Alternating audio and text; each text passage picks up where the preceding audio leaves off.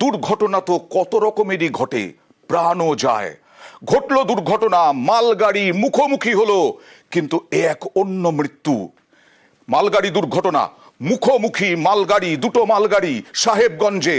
আর এই দুর্ঘটনাতে চাকরির শেষ দিন, রিটায়ার করবেন, তার আগেই গঙ্গেশ্বর মাল মৃত্যুর কোলে ঢলে পড়লেন।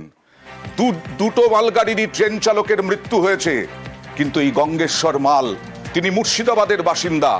এই মুর্শিদাবাদের বাসিন্দা গঙ্গেশ্বর মাল, তিনি মৃত্যুর কোলে ঢলে পড়লেন। দুই মালগাড়িরই চালকের মৃত্যু হয়েছে, কিন্তু গঙ্গেশ্বর বাবুর আজকে ছিল চাকরির শেষ দিন। সরাসরি চলে যাব মুর্শিদাবাদ থেকে, রয়েছেন আমাদের প্রতিনিধি প্রণব। প্রণব, এই গঙ্গেশ্বর বাবু কতদিন আগে বাড়ি থেকে বেরিয়েছিলেন, কবে ফেরার কথা ছিল?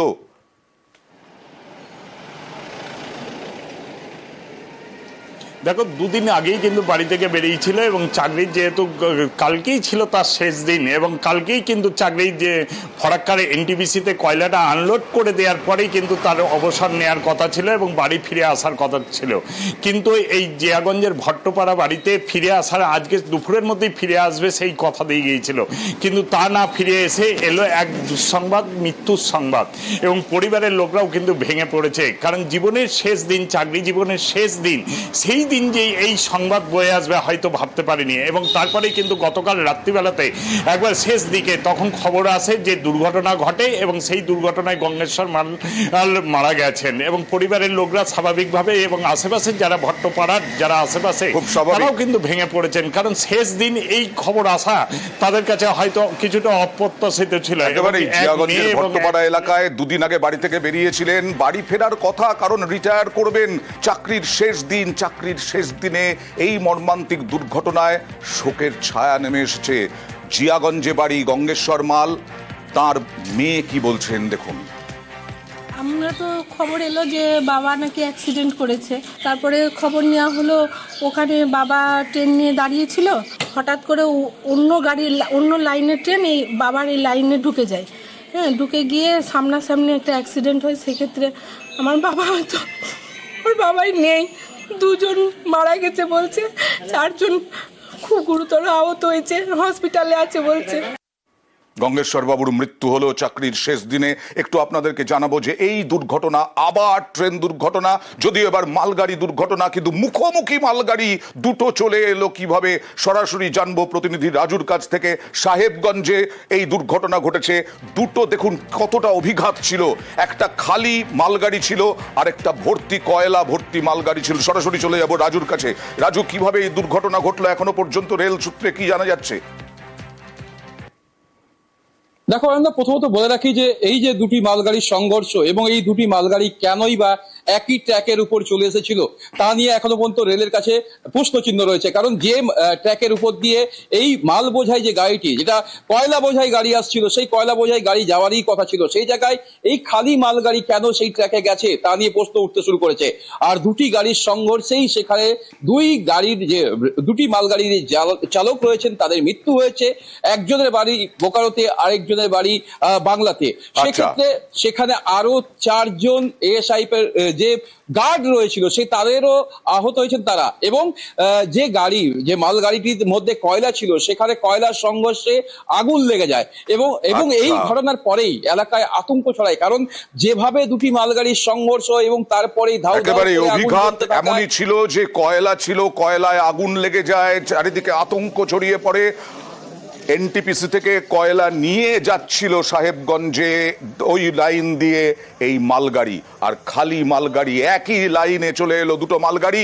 তারপরেই সংঘর্ষে দুজনের মৃত্যু, চারজন सीआईएसएफ कर्मी आहत।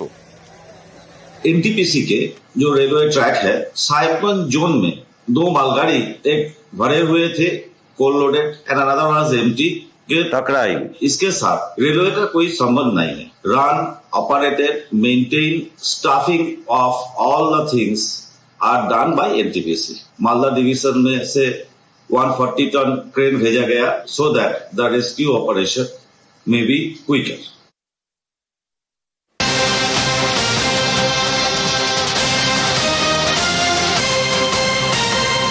আর এই দুর্ঘটনায় যেটা বললাম, এক অন্য ঘটনা, তার মধ্যেও গঙ্গেশ্বর মাল মুর্শিদাবাদের বাড়ি বাসিন্দা, তার আজকে শেষ দিন ছিল চাকরির। সেই শেষ দিনে এই প্রথম এই এনটিপিসির নিজস্ব লাইনেই এই দুর্ঘটনা ঘটেছে বলে দাবি।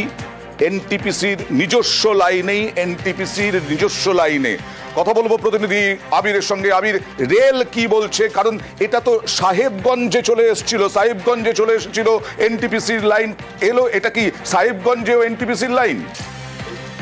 রেলের তরফ থেকে পরিষ্কার করে বলা হচ্ছে এই দুর্ঘটনার সঙ্গে ভারতীয় রেলের কোনো প্রকার সম্পর্ক নেই। এটা একেবারে প্রাইভেট অপারেটররা তারা নিয়ন্ত্রণ করেন এবং যে দুর্ঘটনাটি ঘটেছে এক্ষেত্রে দাঁড়িয়ে সেই প্রাইভেট অপারেটররাই যাবতীয় বিষয় সম্পর্কে অবহিত করতে পারবেন কেন দুর্ঘটনাটি ঘটেছে।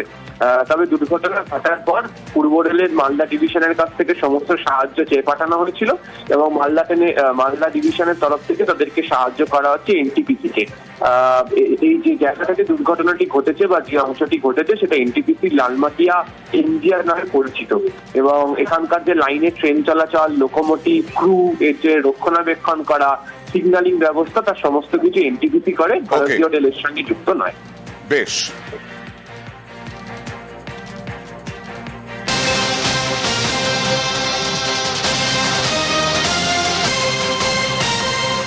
আর উত্তেজনা ছড়ালো কার্শিয়াংয়ে টয় ট্রেনের ধাক্কায় এক পড়ুয়ার মৃত্যু হয়েছে। তার প্রতিবাদে আজকে অবরোধ বিক্ষোভ কার্শিয়াং জুড়ে, কার্শিয়াংয়ে বিভিন্ন জায়গায় ঘটনার প্রতিবাদ বিক্ষোভ। কার্শিয়াং স্টেশনের কাছে গতকাল দুর্ঘটনা, রাস্তা পেরোনোর সময় টয় ট্রেনের ধাক্কা, গুরুতর আহত মকাইবাড়ির বাসিন্দা, রাতে শিলিগুড়িতে হাসপাতালে ভর্তি। আজ ক্লাস 9-এ সেই পড়ুয়ার মৃত্যু হয়।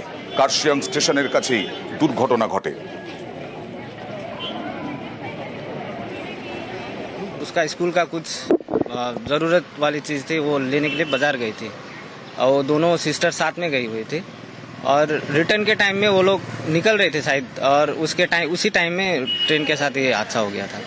एक तो वो करसियांग एकदम कंजेस्टेड एरिया है, ठीक है, और ये एक घटना नहीं है, ठीक है। ट्रेन के चक्कर में बहुत सारे लोगों ने जान गंवाया है। ये सब क्षतिपूर्ति जो भी होता है ये मिलना चाहिए, लेकिन ये क्योंकि अगर हम इस बारी भी ऐसे छोड़ देंगे, कानून क्या है, कानून सबको बराबर होना चाहिए। रेलवे के लिए कोई कानून नहीं है, रेलवे के लिए भी तो कानून होना चाहिए ना।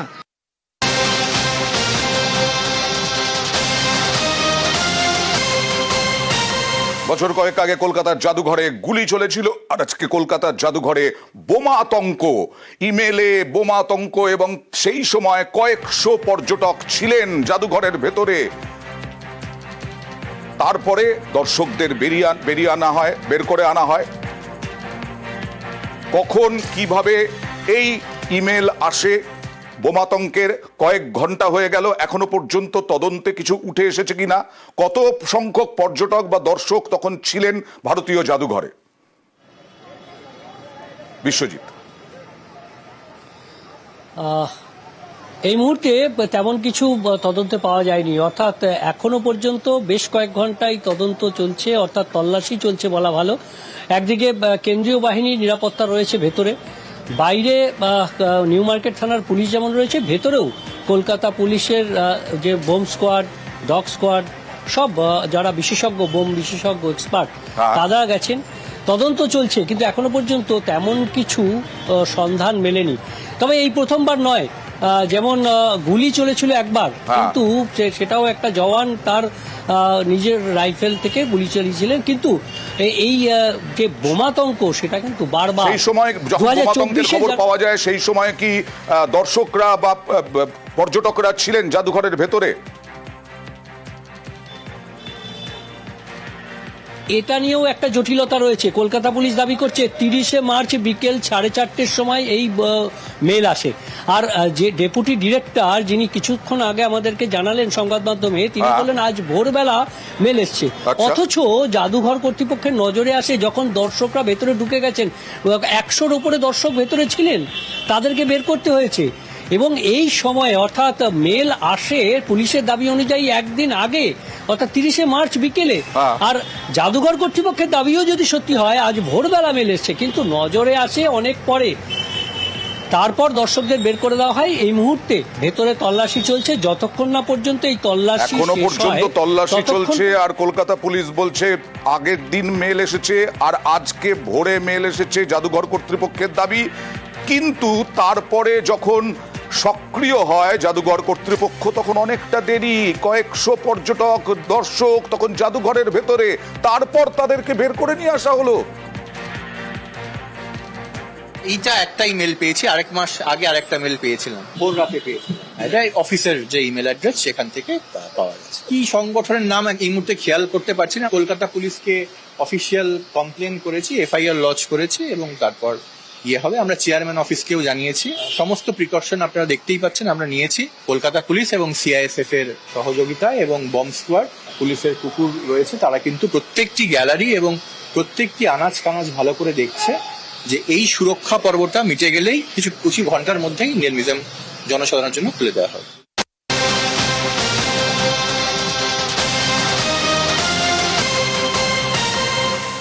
এটা ইসলামপুরের খবরগাঁওয়ের একটি নদী।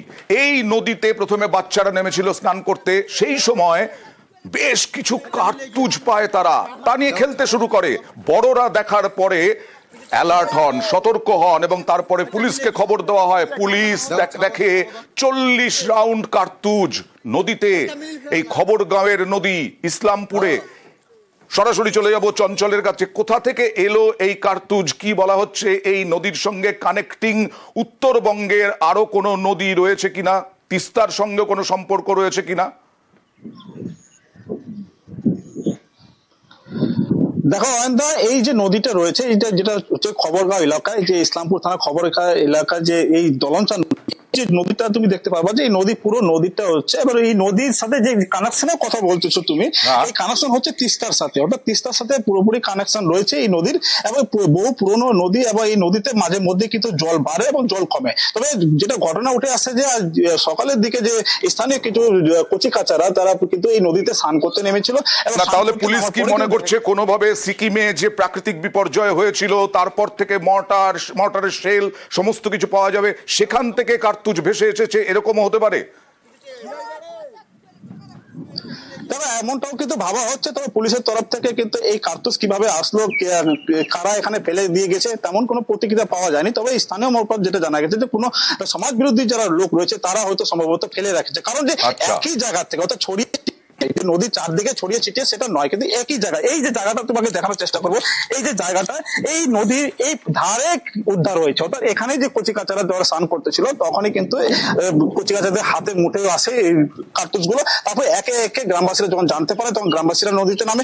নদীতে নামার পরে কিন্তু গ্রামবাসীদের কাছ থেকেও কিন্তু প্রচুর কার্তুজ উদ্ধার হচ্ছে। প্রায় 30 থেকে 35 বা 40 রাউন্ড কার্তুজ উদ্ধার হয়েছে, এমনটা কিন্তু গ্রামবাসীরা জানিয়েছে। তো গোটা ঘটনা তদন্ত শুরু করেছে ইসলামপুর থানার পুলিশ। কারণ দেখা যাক কি বেরোয়, এই কার্তুজ এলো কোথা থেকে। এখানে গুলি পাওয়া যাচ্ছে, ছেলে পেলে বাইরে চান করছে, কালকে সন্ধ্যাবেলা থেকে খুঁজতেছি আমরা। ভয় আর কি স্যার, আপনারা দেখেন, এই জন্য আমরা পুলিশকে রিপোর্ট করলাম।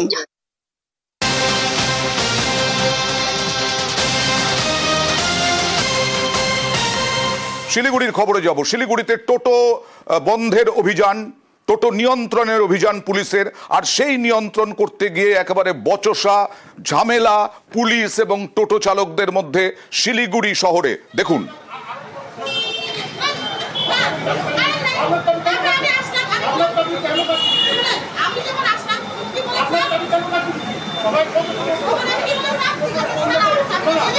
কথা বলবো প্রতিনিধি পার্থর সঙ্গে। পার্থ, কেন এরকম হলো? অতিরিক্ত টোটো চলছে শহরে।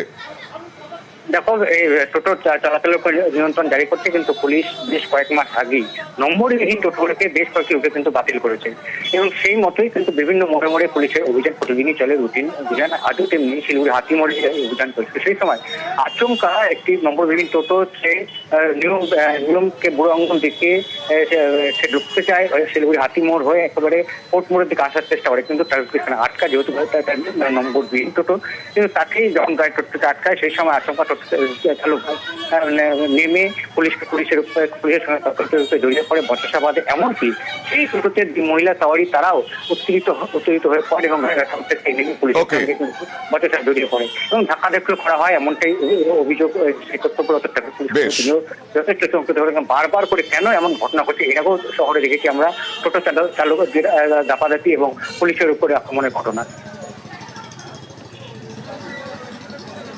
একটা লোক আসে এখানে বলছে আমি এদিকে যাবো, আমি বললাম কি না এদিকে যাবে না, বিনা নম্বরের টোটো, এদিকে নিষেধ আছে।